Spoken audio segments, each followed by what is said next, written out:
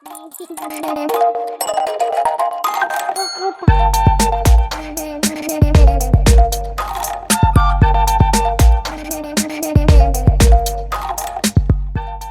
back to another episode of Parenting in Progress. I'm Corey. I'm Jordan. And we're the Welches.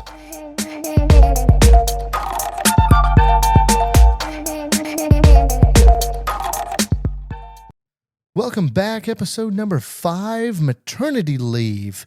This episode, we're going to talk about the early newborn stage, the kind of the period where Jordan was on maternity leave. We were starting to adapt to this new little human in our life, to having to do things that we liked and we necessarily didn't like.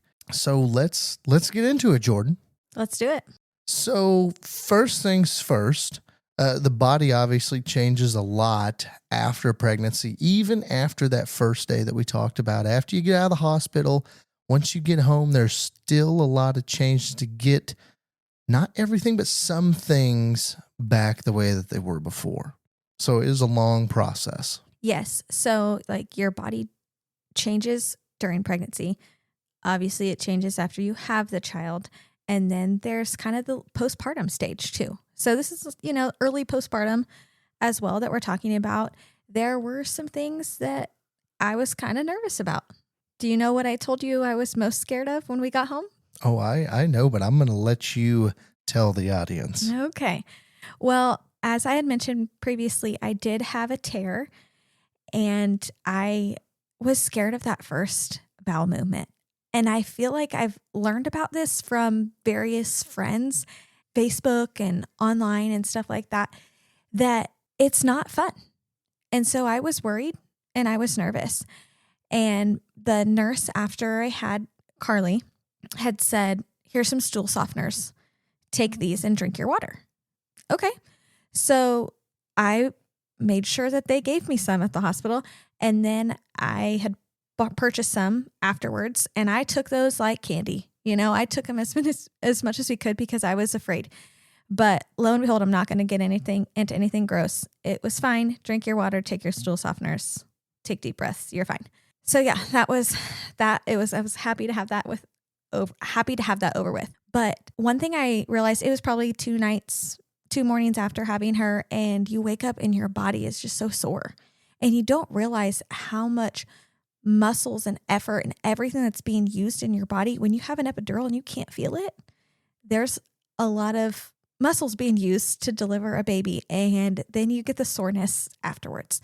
So, I had some medication that the doctor had prescribed me, and the hospital gave me items to help with healing as well and to help with some of that pain, like some witch hazel pads, lidocaine spray, a peri bottle, and some large pads. Those did help.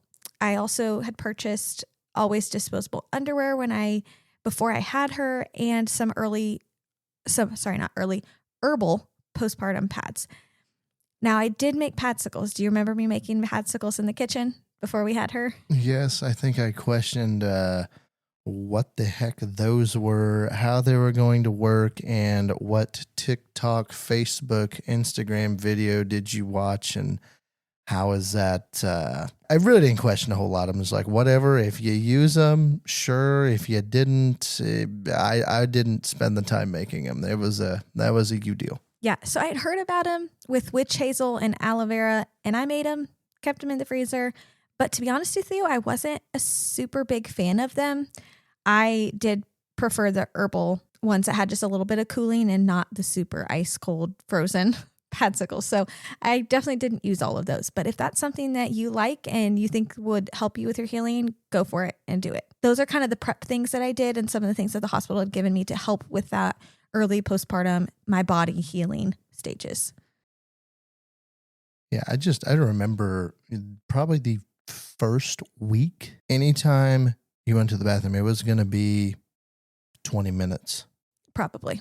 Yeah, I mean, just getting, like a shower. I bet you had almost a half an hour between taking the pads off and all that stuff and then having to put all of that back on.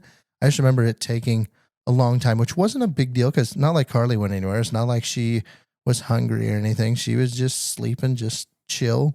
You usually did it like right after you fed her or something like that, to where, it wasn't one of her wake times. You'd sneak away for, I'd say it took you about an hour to do a shower. And that's not just like a normal shower that normally takes you an hour where you just sit there in the hot water and the whole thing's steaming. Mm-hmm.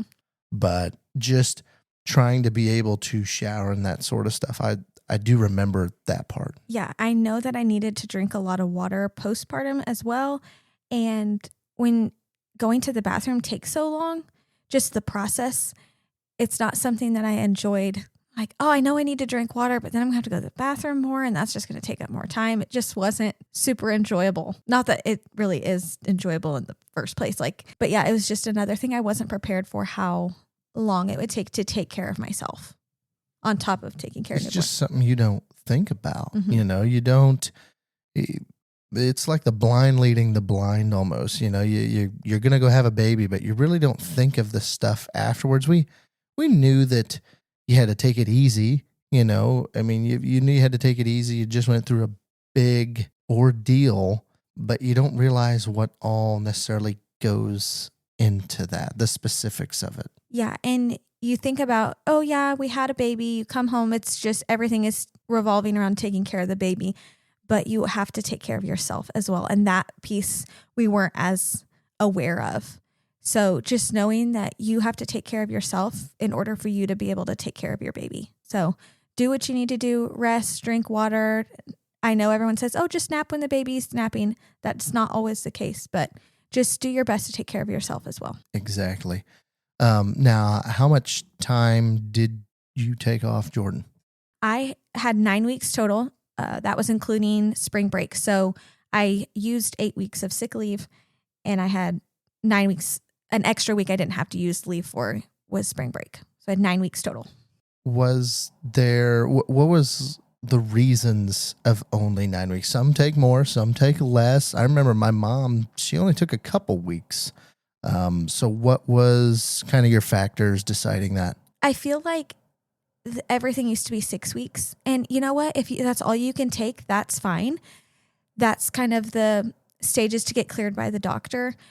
More and more people have kind of been taking 8 weeks or so. 12 weeks it is a lot. And if your company allows you 12 weeks, go for it. Take it. I had to use out of my own personal sick time. I didn't get any sort of maternity leave. I had to have short-term disability and then use my sick time.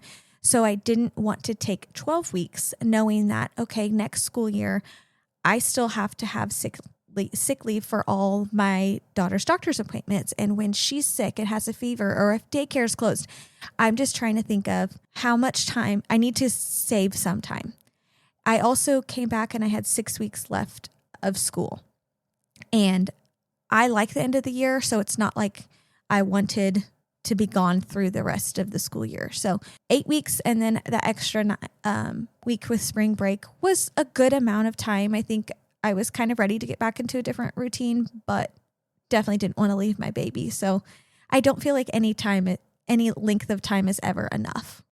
Yeah, it definitely, I only took a week off, which once again, I didn't get any sort of paternity leave with my company. So all that was PTO.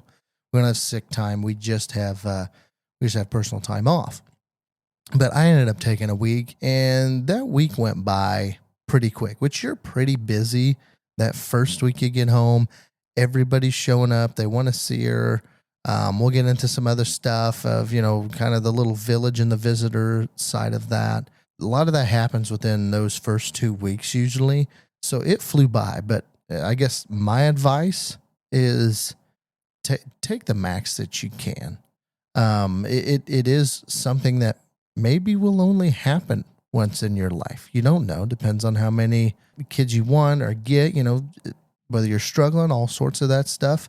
But it only happens a few times in your life. So definitely make the most of it, because so much also changes within the first year. I mean, she's a year and a half now.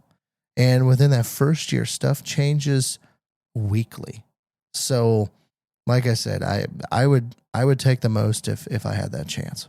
Well, and I agree. Take the time and use that time to not only bond with your baby, but also to help support your wife or your partner, your baby mama, because there's a lot of things that they're going through and they need your support as well on top of the baby. So yeah, take the time that you are, as much time as you are able to take. So along with that, when I said supporting the baby mama, obviously there's newborn needs. There's feeding, diaper change, clothes change, bath, sleep, all sorts of things with the baby. But there's a lot of emotions too. I know we hit on a little bit how there's a big hormone crash. You just had a baby and all those hormones that you had building up in your body are slowly going and quickly at the same time going away. So you're trying to adjust to a new schedule. You're trying to adjust to your baby's schedule, feeding every couple hours, trying to get some sleep when you can. There's a lot of new responsibilities. I mean, you have a child that you are responsible for 18 years. Like, that's a big task. So I think that first little bit is a blur. Just you're living your day-to-day life without really a care of what else is going on in the world. Oh, definitely. I mean, you're trying to figure this whole deal out of how does it work? You're trying to get the schedules down. You're trying to, keep the house presentable. You want to keep it clean because you got people coming in. Husband, all of a sudden he goes off to work and now it's just you. And so he's trying to help you when he can, but yet, the weekends you kind of want to spend, time with the kid and that sort of stuff. So it's a lot. It is a lot of stuff. And you didn't have a ginormous, I would say it wouldn't be, well, not ginormous, probably not the right word. You didn't have a terrible crash. I don't think it wasn't I'm looking for the word for it, but it wasn't a bad crash. It wasn't just bawling every day just for no reason. It wasn't that bad. No, it didn't seem like. I wouldn't think so. One piece of advice that one of my friends had given me is that she said, Jordan, the baby blues are normal. It's okay. If it doesn't get better after a couple weeks, talk to your doctor. And I specifically remember when that kind of crash had hit me. It was Super Bowl Sunday. We were at my sister's house and it was the day before you were going back to work. So that was Super Bowl Sunday. You were going back to work Monday. And we were leaving the Super Bowl party at like halftime or so, going back home. And I just start crying in the back of the car because I knew you were going to be leaving. It's scary, all of a sudden you're going to be at home with a baby all by yourself for an entire work day. And what do I do? What if I need help? What am I supposed to, there's a lot of questions that the anxiety of you leaving along with the hormones, like just kind of hit me. And so I remember crying on the way back, and we sat and watched the rest of the football game on the couch, and just having you by my side helped. Like when you went back to work and when you would come home, like as the mother, you need that support from your rock, and just having you sit next to me on the couch or just talk to me about my day or about your day or anything like that, just gave that support of like, oh, it's okay.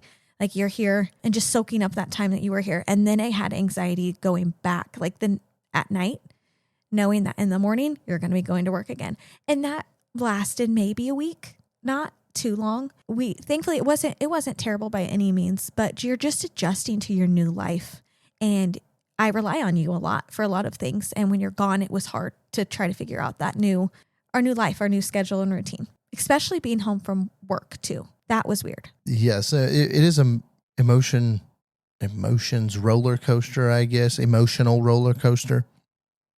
But really, what was life at home when I wasn't here? I mean, you did call me every now and then, and you had to talk about stuff, which was fine. You take a 15-minute phone call and answer, and that way you're around somebody, because and after those first couple weeks, nobody came. It was just you and the baby, and I'm sure it did get a little lonely, but What did your maternity days kind of consist of? Yeah. So it took a little bit of time to adjust to not being at work. It was weird to not have to wake up at my certain time and get ready and go to work because that's what we do. I wouldn't say I got to sleep in because on on our daughter's feeding schedule, she would eat, about every 2 hours, eat about 5 in the morning, go back to sleep, eat at 7, go back to sleep.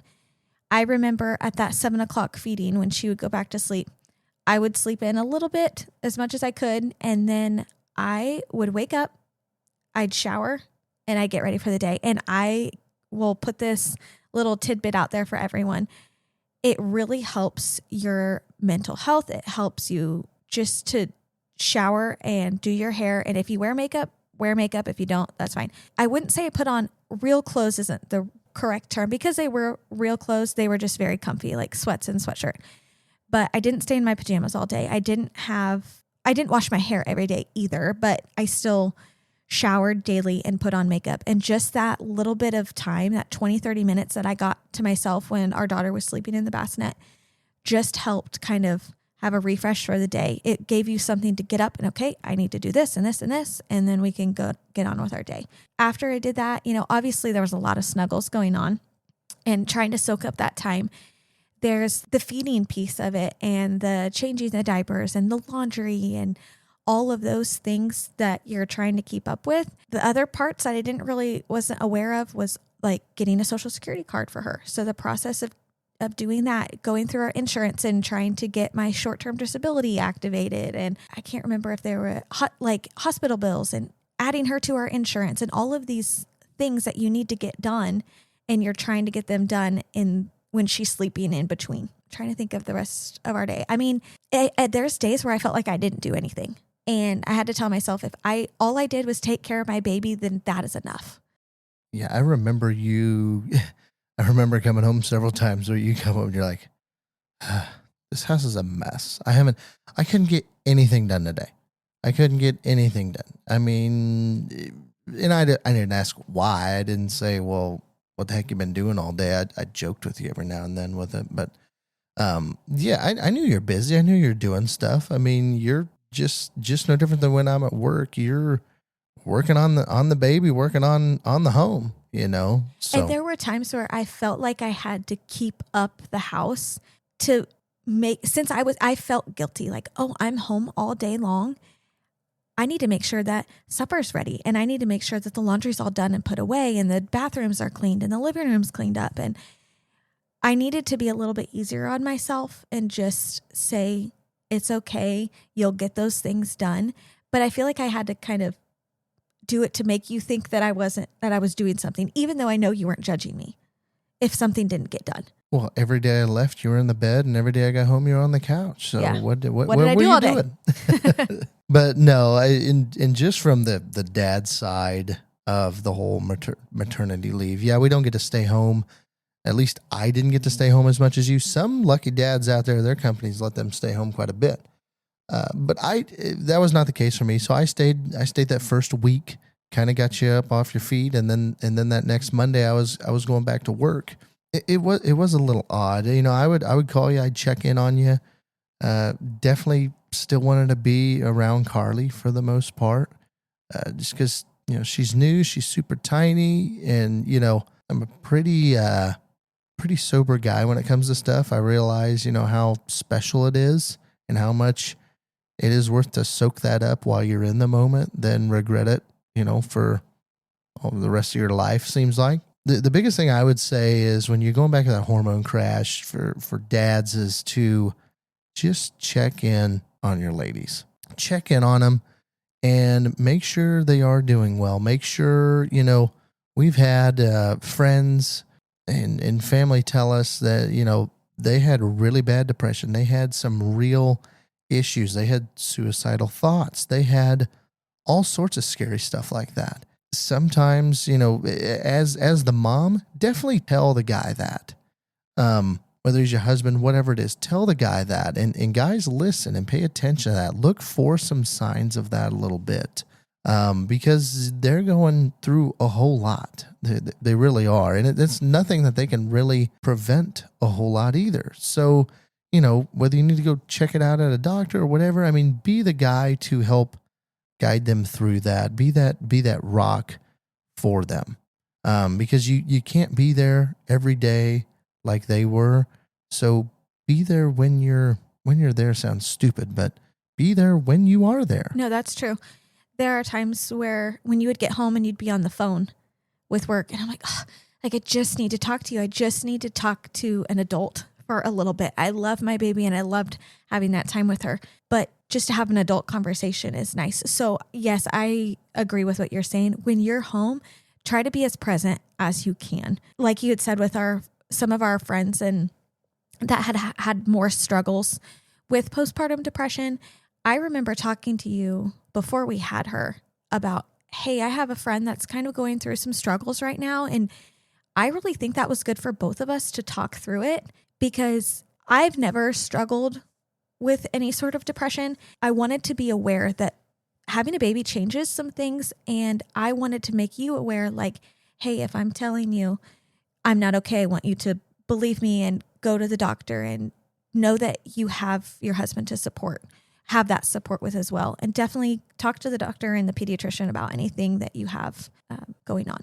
Yeah, and I would one last thing to not hit on this again, but if you don't have a guy in your life, tell your dad, tell your mom, tell your best friend. Tell a doctor or a support group online. Yes, I mean just get it out there. Don't bundle that up because nothing's gonna become good of that. So on maternity leave, one of the nice parts I enjoyed, and I know you enjoyed as well, Jordan. But one of the nice things I did like is, we had friends and family come over and they brought food. It was wonderful. It was a really good gesture. If you have some friends that are pregnant and, they are having that baby, definitely just make them a meal. Go take it to them. You don't even have to, if they're busy, you don't even have to talk to them. Just if you'd sit on their doorstep and say, ding dong ditch them, run away, whatever it is you want to do, it does help out. It's just one less thing that couple has to deal with throughout that day while they're trying to reorganize their life, basically. Absolutely. And being home, you need to have breakfast, lunch, and dinner. You need to be nourishing your body, especially if you are breastfeeding. You need to make sure that you're eating and you're drinking as well. So one of my cousins had brought a huge pan of food from the local Mexican restaurant, and that was amazing. Like when next time we have a kid, I'm about to go order that myself if no one brings it, because I ate that for lunch for a few days and we had it for supper and it just hit the spot. And it was so nice to have food there and ready that you didn't have to worry about what am I going to have for supper.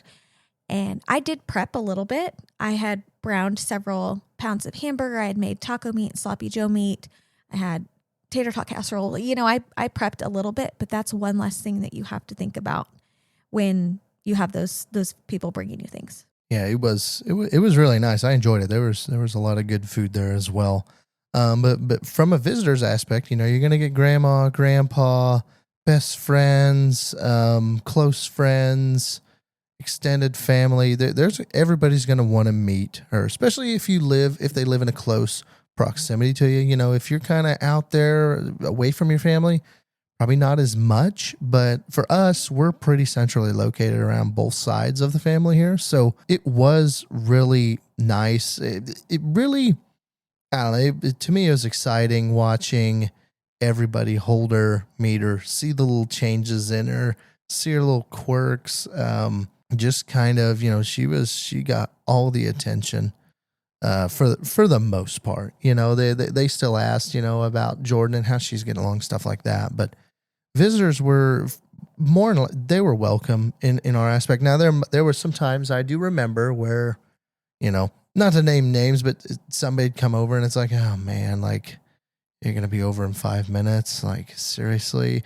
But looking back, I still wouldn't have changed what we did. It was fine. The house was kind of a wreck. We'd pick up real fast and it wasn't bad. We wanted our family to see him. I think it was very important and precious to a point. Absolutely. I agree with you saying like, oh my gosh, they're going to be here in 5 minutes. This house is a mess. And I think that's more like on us. They weren't caring what our house looked like. They knew we're in early postpartum stages and we have a newborn, I also thought that having the visitors during the day kind of helped break up my time at home. And so when I was at home, between taking care of our daughter, I tried to stay busy. So I remember a specific time where I purposely didn't do laundry on the weekends, which I always do. I saved it for Monday because it would give me something to do. And it would give me something to sit and watch TV and fold the laundry while she's sleeping. Because at this point, she sleeps for like 2 hours at a time during the day. There's only so many TV episodes I can watch and only so many things that you could read and do. So I tried to stay busy by going to town randomly. I would go and visit my parents. They both eat their lunch at their house during their lunch break. So I would go down there, see them, see my sister and our friends. I would go once a week, but I took our baby and we went to go to the local coffee shop to get a coffee and a scone just to get out. We drove around town for a little bit. You took me shopping one weekend. I know that you had been busy traveling a lot that week, but I just needed to get out of the 30-mile radius from where we live. Yeah, and it'd be interesting. So we, if you haven't listened to the previous episodes, please go back and do. But we had a winter baby. We had her in early February, so it was still winter yet, and it's not like it was summer where it seemed like you had more stuff to do. We were kind of cooped up, and as you talk about staying busy, I don't know what your thoughts are. My thoughts, I think that does help combat those different thoughts and that depression cycle that some people can get in. It just takes your mind off of it. It's more like a going back to work type deal. It's more of a job. Yeah. There were times where I wouldn't say I was sad or anything, but when she's sleeping for a while and I don't really have anything to do, just getting up and washing a dish, getting up, go clean the bathroom really quick. It doesn't matter if you cleaned it 3 days ago, go clean it again. Just getting up and doing that kind of brought a little bit of life back into you and like, oh, okay, I feel a little bit more accomplished. I feel like something's put together a little bit. So yeah, we went on walks when it was nice enough, but she's still so little. I needed to keep her warm, but it wasn't too bad for having a winter baby. I did open up a lot of the windows to let some sunshine in, but we made it through. We drove around town a few times. Yeah, it was good. Yeah, so next, kind of towards the end of the maternity leave, starting to get closer and closer to that date to go back to work, what things did you do to help prep you to kind of go back to work and make sure things weren't going to fall apart?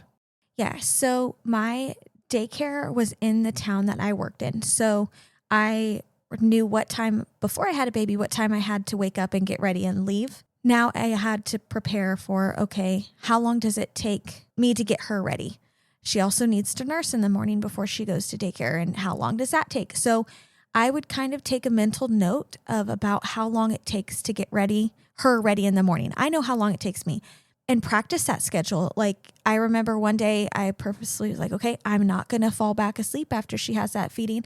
I'm going to pretend like I just fed her and I got to get ready for the day. So that helped me just get a vibe of what I needed to get done.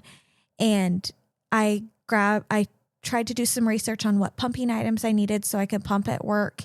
And there was one more thing that I did before I went back to work. Oh, this is a big one.